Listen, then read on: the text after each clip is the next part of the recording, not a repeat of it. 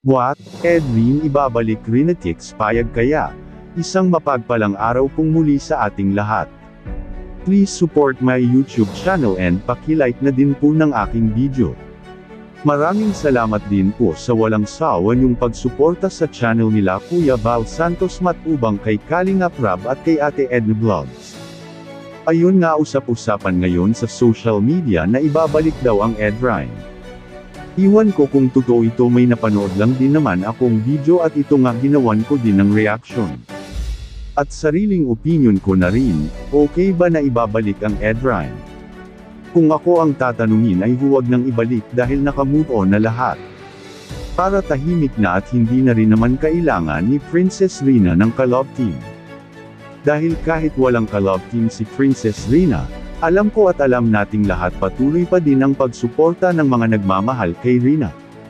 Kaya tama na huwag nang ibalik ang Edrine para walang iiyak.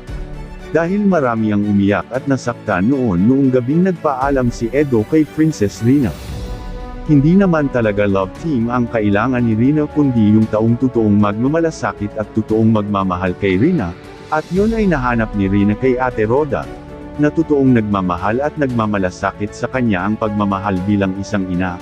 Kayo guys at mga Rinatex, anong masasabi nyo? Payag ba kayo na ibalik ang Edrine?